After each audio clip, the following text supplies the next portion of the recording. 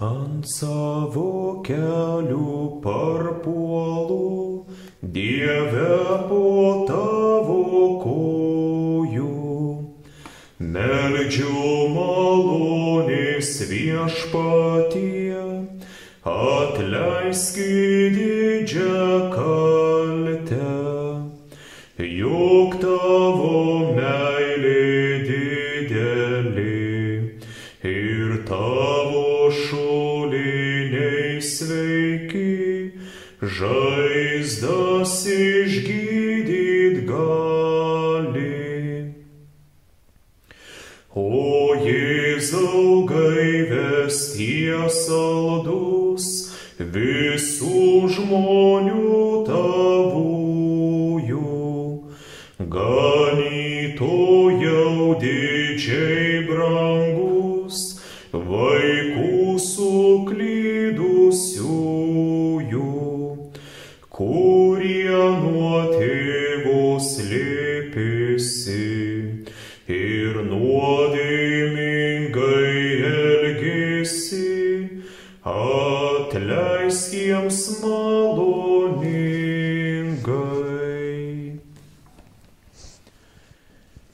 Malonė mūsų viešpaties Jėzaus Kristaus, meilė Dievo Tėvo ir bendrystė šventosios dvasios teesie ir tepasilieka su mumis visais. Viešpatie, laimink mus savojo žodžio pažinimu, kad gautume tikinčią širdį, išlaikytume viltį, o tavo žodis tebūnie ir tepasilieka mūsų šviesa ir žiburiu mūsų gyvenimo keliui. Amen. Kodėl ši diena vadinama pelenų, trečiadieniu arba pelenų diena? Ši diena buvo taip pavadinta, kadangi šią dieną būdavo pelenais pabarstomos tikinčiųjų galvos arba pelenais padaromas kryžiaus ženklas ant kaktos.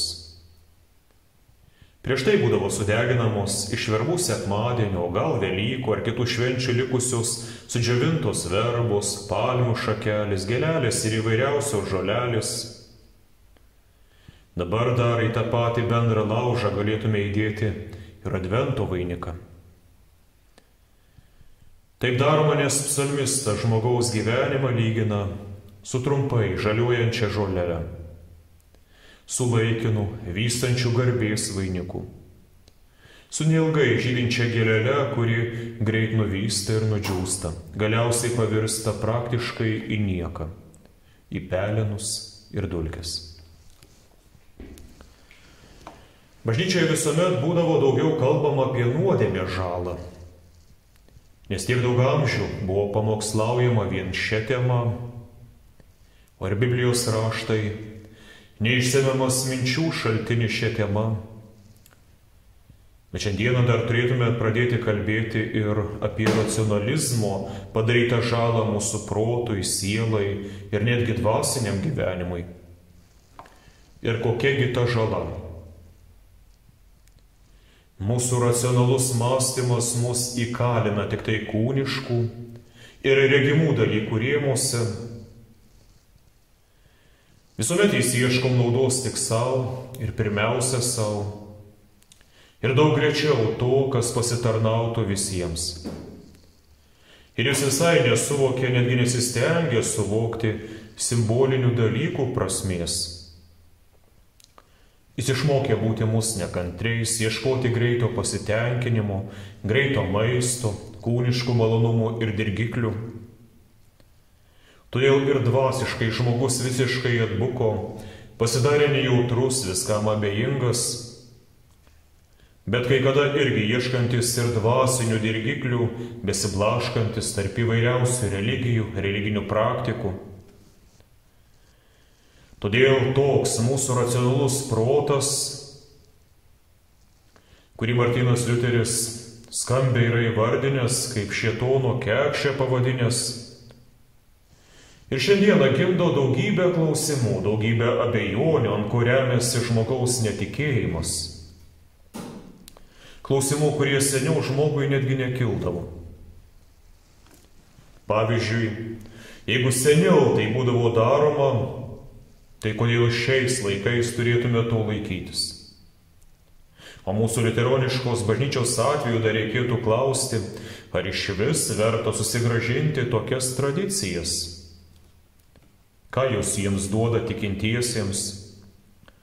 Ar tai nėra tik tai kokių nors įvairių prietarų kūrimas, nuo kurių bažnyčia taip sunkiai stengiasi išsivaduoti per reformaciją? Ir kur Viešpats įsako mums visą tai daryti? Ir ką reiškia, kad ir toks veiksmas, kai pelenais yra pabarstomos galvos, ar tai nėra kokia nors atgyvena?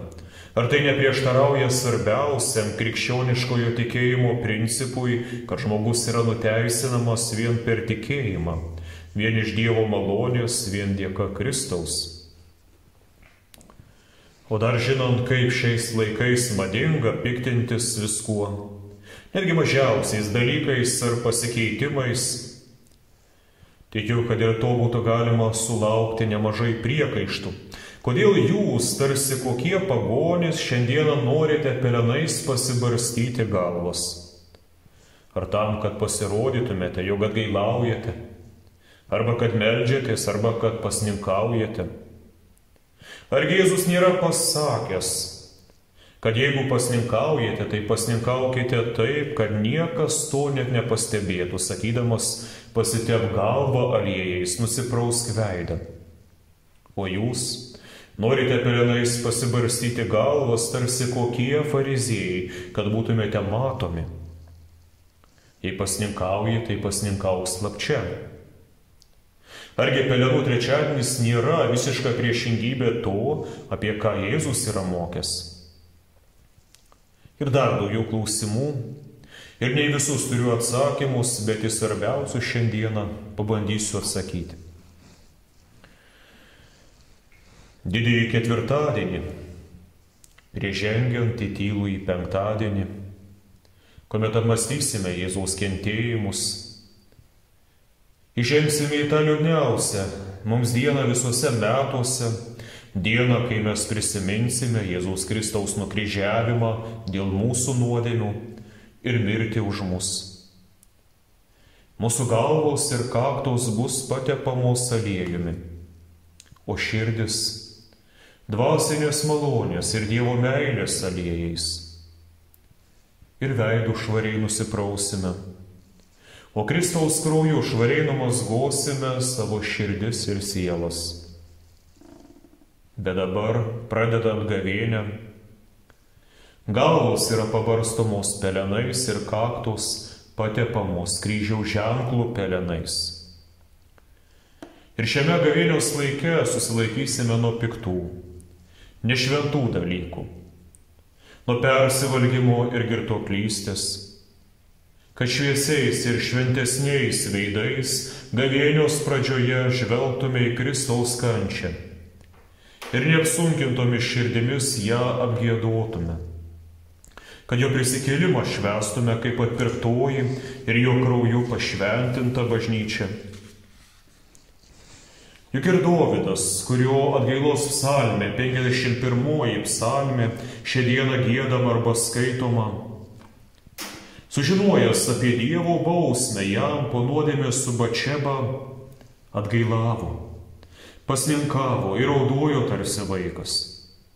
Tačiau, kai jam buvo pranešta, kad jo kūdikis, kurio laukėsi Batšeba, mirė, kad viskas įvyko taip, kaip pranašas buvo jam išpranašavęs, jis atsikėlė, atsiprausė, apsitaisė ir nutraukė savo gedulą. Tai regėdami netgi tarnai, kurie buvo paprastai išmokyti balsu nereikšti savo minčių ir savo pastebėjimais nesidalinti, balsu stebėjusi: karaliau, kol kūdikis dar buvo gyvas, tu atgailavai, o štai jam mirus nutraukei savo pasninkus ir atgailas. Panašiai kaip Dovydas, dabar mes atgailaujame dėl nuodėmių, dėl kurių esame verti mirties ir pragaro, o kai kas galbūt ir pasninkaus. O prieš Kristaus paaukojimą mes nutrauksime savo atgailą ir pasninkus, tyliai ir nuolankiai lydėsime Kristų į mirtį ir prisikėlimą. Tikinčioje širdyje žinodami, kad kaip mes dabar lydime Kristų į mirtį ir prisikėlimą, taip mūsų mirties dieną jis per mirtį ir mus palydės į amžinąjį gyvenimą. Tuomet mūsų atgailos metas ir laikas bus baigtas. Prasidės amžinojo džiaugsmo laikas ir metas.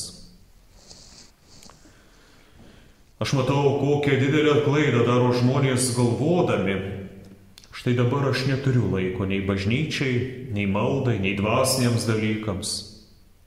Bet kai pasensiu ar susirgsiu, tuomet tikrai atgailausiu, galbūt ir Dievo žodį skaitysiu ir melsiuosi. Ir aš matau, kiek nemažai anksčiau kažkada karštai tikėjusių žmonių, nuolatos lankiusių bažnyčią, pamaldas, Biblijos valandas, chorus. Senatvėje jau nebeturi jėgų net ateiti iki bažnyčios. O iš kur gali turėti tas, kuris dar sveikas būdamas, niekuomet į ją nevaikščiojo ir nejautė jokio dvasinio alkio tiems dalykams? Tad kol dar galime, barstome savo galvas atgailos pelenais. Nuolankiai priimame visas Dievo dovanas, kad tomis dienomis, kai jau nebepajėgsime tai daryti, pasibaigtų mūsų atgailos dienos ir mūsų likimai būtų vien Kristaus rankose tam, kad kaip Dovydui buvo dovanota, taip ir mes jo malonėje ir ramybėje paliktume šį pasaulį. Didžiausių kai kurių šių laikų radikalių protestantiškų bažnyčių klaida, kad galvojama, kad čia yra daugelis panašių tradicijų. Viena iš daugelio katalikiškų, jiems tai prilygsta pagoniškų apeigų ir išsigalvojimų. Todėl ir kyla širdyje toks neapgalvotas pasipriešinimas. Šiandieną pasistengsiu jums parodyti, kad tikrai taip nėra. Galbūt tai nėra tokia tradicija ar apeiga, kurią įsakė pats Viešpats, susiedamas ją su tam tikru Dievo žodžiu ir pažadais, kaip tai yra sakramentuose.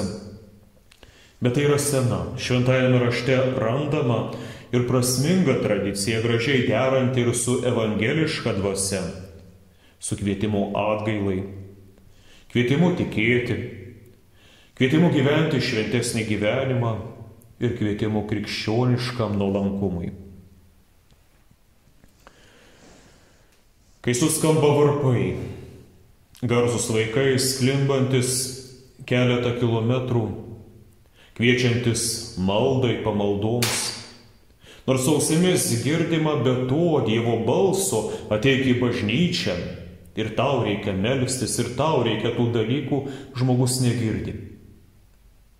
Tai kaip jis išgirs tai, ką šnabžda pelenai byrantis ant žmogaus galvos? O štai, kai tai vyksta, turėtų tau ausise suskambėti šie Petro žodžiai. Taip Dievas įvykdė, ką iš anksto buvo paskelbęs visų pranašų lūpomis, būtent, kad jo Mesijas kentėsis. Tada atgailaukite ir atsiverskite, kad būtų išdildytos jūsų nuodėmės, kad nuo Viešpaties veido ateitų paguodos metas ir jis atsiųstų jums skirtąjį Mesiją Jėzų. Jį turi priimti dangus iki visų dalykų atnaujinimo metų. Arba štai šie Jono Krikštytojo žodžiai: atėjo įvykdymo metas. Dievo karalystė čia pat. Atsiverskite ir tikėkite Evangeliją. Dar daugiau, juk krikščionys neatmetė Senojo testamento, sakydami, kad visa tai, kas sena, kas žydiška, viskas, kas kyla iš žydų religijos, mes privalom atmesti, o pasilikti tiek prie Naujojo testamento. Juk pamaldose tebeskaitomi Senojo testamento žodžiai, psalmių žodžiai. Mes mokomės iki šiol 10 Dievo įsakymų. Visa tai yra Senojo testamento, neįkainojamas mokymas, kurio nei nevalia ir neįmanoma atmesti ir taip išlikti krikščionimis. O atmetama tik tai, ką mes matome Kristų išpildžius savo šventų ir tobulų gyvenimų. Visokias kraujo aukas ir panašius dalykus. Todėl, norėdami geriau suprasti pelenų dienos prasme ir pačių pelenų prasme, turėtume mintimis pirmiausia nusikelti į Senojo testamento laikus, nes ši tradicija yra perimta iš Senojo testamento žmonių ir šventųjų. Ir bažnyčia išlaikė nemažai dalykų, kuriuos perėmė iš Senojo testamento tradicijų. Ir vienas tokių dalykų yra pelenai. Ką simbolizuoja pelenai? Pradžios knygoje sakoma, esi tik dulkė ir į dulkę pavirsi. Pelenai yra tos pačios dulkės, bet tik pilkos, dėl to jos mums atrodo, kad kažkokios nešvarios. Dulkės ir pelenai yra mirtingumo simbolis. Kaip ir dulkės, taip ir pelenai mums primena, kad žmogus ne tik mirtingas, bet dar ir netyras Dievo akyse. Tačiau žmonėms, kurie dabar save įsivaizduoja esant įvairiausiomis žvaigždėmis, o kai kada net ryškiausiomis saulėmis šio pasaulio dangaus skliaute, Dievo žodis atsako, bet juk tu esi tik tai dulkė. Tokiu būdu mūsų puikybė ir gera nuomonė apie save yra nukeliama iš aukšto dangaus ir pastatoma ant žemės. Ir netgi paguldoma tarp dulkių.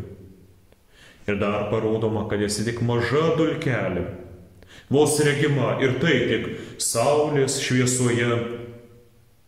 Taip ir žmogaus gyvenimas toks yra prieš kūrėją, prieš šią nepriepiamą visatą, trumpas, vos įžiūrimas. O žodžiai juk dulkės ir į dulkę pavirsi juk buvo ištarti Adomui, kuomet jis susigundė tapti kaip Dievas ar netgi svarbesniu. Bet juk ir šėtonui, pavadintam Liuciferiu, nepavyko tapti viršesniu už Dievą. Vietoje to pažiūrėkit, kaip žemai nupuolė šis šviesos angelas ir dabar su jo vardu siejama visa, kas tamsiausia, blogiausia, nedoriausia. Todėl ir žmogui Dievas tarė, pasižiūrėk, kaip esi nupuolęs ir į ką esi pavirtęs. Juk tik dulkė esi ir į dulkę pavirsi. Bet dar paklausyk ir Evangelijos žodžių, kad nepultumei į neviltį. Kristus nori vėl tave užkelti į dangų. Kristus nori vėl tave savo šventumu aprengti, kad tikrai spindėtumėte tarsi žvaigždės dangiškųjų spindesių. Po to, kai Dievas apsireiškė Jobui, štai kaip kalbėjo teisusis Jobas.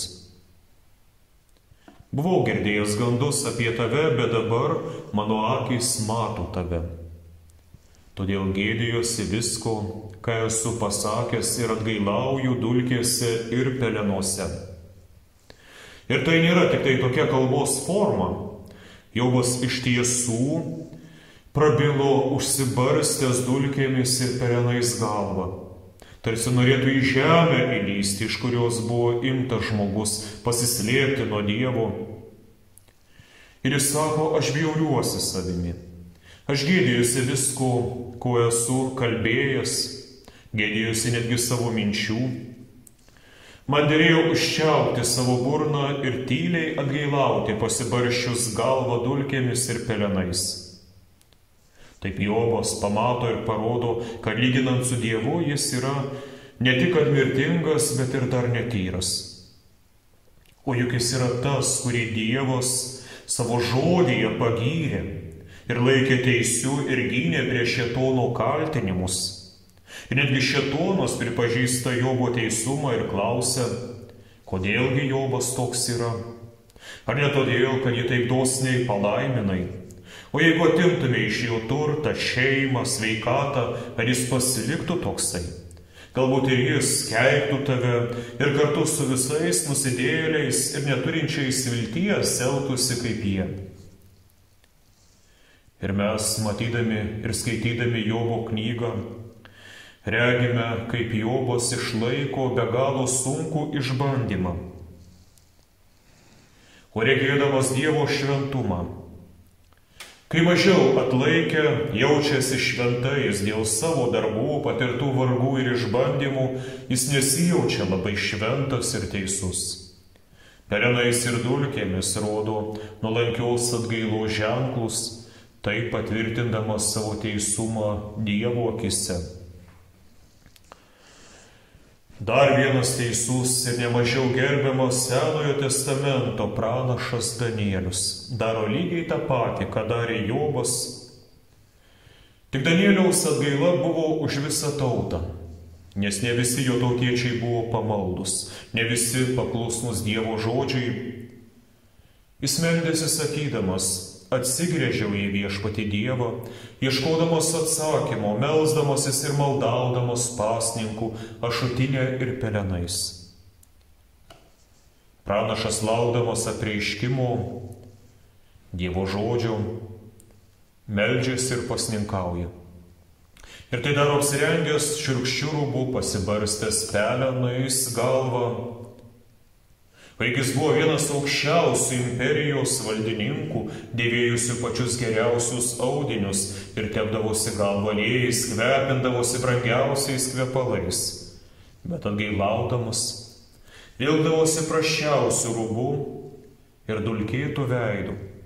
Tarsi būtų pats vargingiausias darbininkas laukuose ar tarsi kalinys, kreipdavosi į Dievą, laukdamas jų žodžių, laukdamas paguodos, žadėtos visai tautai.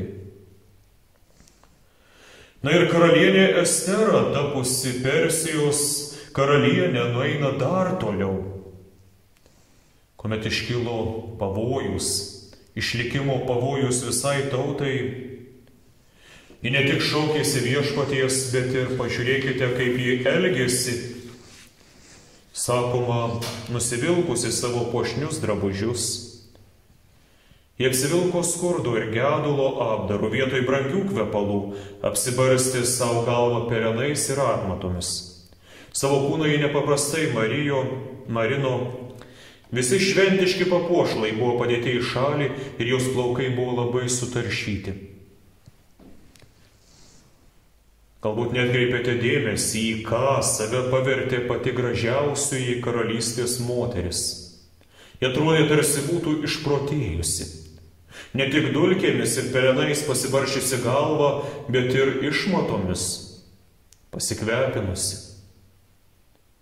Jau vien apie tai mums pagalvojus sukelia pasibjaurėjimą, šlykštulį, bet tai turi priminti, kokį pasibjaurėjimą Dievui turėtų sukelti jo mylimų žmonių žudynės ir bet kokia neteisybė, įvairios daromos nuodėmės, kurių pilnas yra šis pasaulis, kokį pasibjaurėjimą jam tai sukelia. Vienas žmogus reklamoje pastebėjo, kad paprastoje parduotuvėje paprasčiausias vandens buteliukas gali kainuoti pavyzdžiui 1 eurą. Tačiau tas pats buteliukas populiarioje parduotuvėje gali kainuoti jau 2 eurus, o kokiam oro uoste ar turistų lankomoje vietoje, prabangioje kavinėje už jį galima prašyti net 5 eurus, nors tai yra tas pats vanduo, tas pats gamintojas, bet dėl vietos jo vertė taip išauga. Tai girdėdamas aš pagalvojau, juk taip yra ir su žmonėm. Nors tai yra tas pats žmogus, kaip ir kiti. Bet pradėjęs lankyti bažnyčią, jo vertė jau daug kartų išauga. Vien dėl vietos, kurioje jis yra laiminamas ir šventinamas, dėl Dievo žodžio, kuris jam yra skelbiamas. Tačiau mūsų tikėjimus ir iš jo kylantis darbai, mūsų pamaldumas dar labiau iškelia mūsų vertę Dievo akyse iki pat dangaus. Padaro mus neįkainuojamus Dievui, kurį jis neatsisakytų ir neiškeistų į jokius pasaulio turtus. Juk už tokius Kristus atidavė savo kūną ir gyvybę. Todėl šiandieną mes su atgaila ir nusižeminimu nuolankiai leidžiamės, kad pelenais būtų pabarstytos mūsų galvos, kurios vėliau bus pateptos aliejumi, o dar vėliau vilėmės, kad bus papuoštos ir garbės ir amžinojo gyvenimo vainiku. O tai darydami mes nuolatos prisimename 3 dalykus. Kokie buvome, kokie dabar esame ir kokiais būsime dėka mūsų viešpaties Jėzaus Kristaus meilės ir malonės ateityje ir Dievo karalystėje. Amen.